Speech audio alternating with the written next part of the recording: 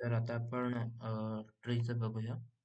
आणि जसं आपण अ, आता तेच की आपण जास्त या पहिल्या इटरेशन मध्ये जास्त आपण डिफिकल्ट जाणार नाही. आपण फक्त नॉर्मल सिंपल इन्स्ट्रक्शनच बघणार आहेत.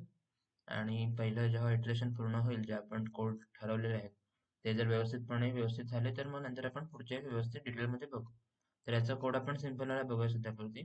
तर ट्रीचं तू ऐकलं असेलच खूप वेळा. ट्रीचं ते एवढं काही नाही.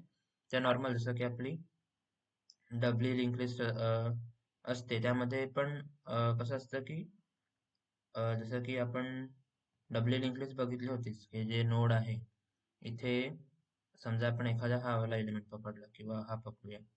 तर इथे कसं आहे की हे त्याचा एलिमेंट असणार आहे, आणि एक जी फील्ड आहे त्यामध्ये मागच्याचा ऍड्रेस आणि ह्यामध्ये पुढच्याचा ऍड्रेस. तर इथे पण सेमच असतं की हे हे नोड आहे पूर्णपणे, त्यामध्ये एक एलिमेंट साठी असेल आणि एक फील्ड ज्यामध्ये याचा ऍड्रेस आणि दुसरी फील्ड ज्यामध्ये याचा ऍड्रेस. तर बघायला गेलं तर हे सिमिलर स्ट्रक्चर आहे डब्ल्यू लिंक लिस्टच. फक्त एवढंच की डब्ल्यू लिंक लिस्ट मध्ये ते फक्त एकमेकांचे ऍड्रेस असायचे, पुढचा मागचा, ते एकाच हे लिनियर सारखं असायचं एका लाईन मध्ये.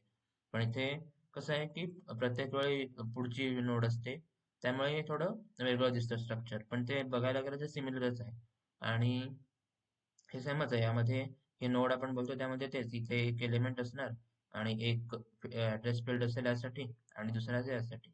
आणि कारण की ते लेफ्ट राईटला आहे, त्यामुळे आपण बोलतो की याला बोलतो आपण की लेफ्ट नोड ऍड्रेसची फील्ड आणि राईट नोड ऍड्रेसची फील्ड असं बोलतो. आणि हे सिंपल आपण त्या लिंक लिस्टच्या कोडवरून आपण बघू शकतो. जसं की हे आपल्या लिंक लिस्टच्या कोडमध्ये पण आपण आधी स्ट्रक्चर बनवलेला होता. तर त्यामध्ये पण कसं आहे की आपण डेटासाठी बनवलं होतं, त्यानंतर आपण नोड ऍड्रेस वाला बनवलं होतं नेक्स्ट ऍड्रेस साठी. पण इथे काय आहे की इथे दोन आहेत गोष्टी, की एक लेफ्ट आहे एक राईट आहे. मग आपण बोललो की लेफ्ट आणि राईट, आणि आपल्या याला ऍड्रेस बोलू शकतो की लेफ्ट ऍड्रेस म्हणून, जेणेकरून कन्फ्युजन होणार नाही, की लेफ्टचा ऍड्रेस आणि राईटचा ऍड्रेस.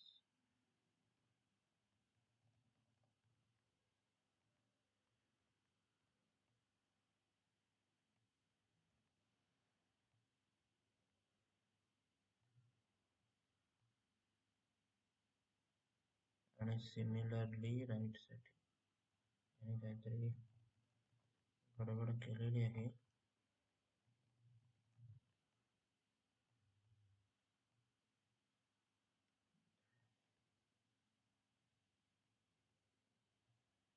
अच्छा,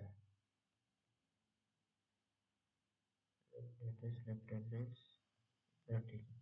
तर आपण सिम्पली बोलू शकतो की लेफ्ट साठी ऍड्रेस ठेवण्यासाठी एक फील्ड इथे असेल लेफ्टचा ऍड्रेस ठेवण्यासाठी, आणि दुसरी फील्ड असेल राईटचा ऍड्रेस ठेवण्यासाठी.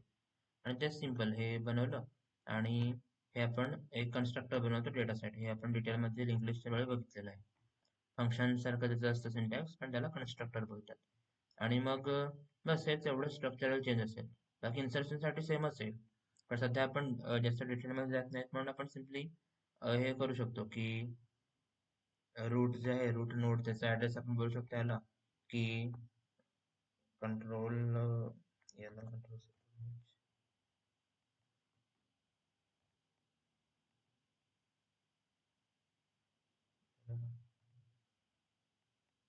हा, तर आपण जसं की लिंक लिस्ट मध्ये आपण सुरुवात करतो की पहिल्याचा ऍड्रेस त्याला आपण एकतर बेस ऍड्रेस बोलतो किंवा मेन ऍड्रेस किंवा फर्स्ट ऍड्रेस. तसं यामध्ये जेव्हा लिंक ट्री आहे त्याला जनरली पहिली नोडला रूट बोलतात, रूट नोड.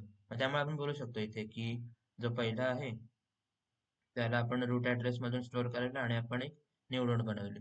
आणि आपल्याला माहिती आहे हे बनल्यावर नोड बनते आणि तिचा ऍड्रेस जो आहे तो यामध्ये स्टोअर होतो.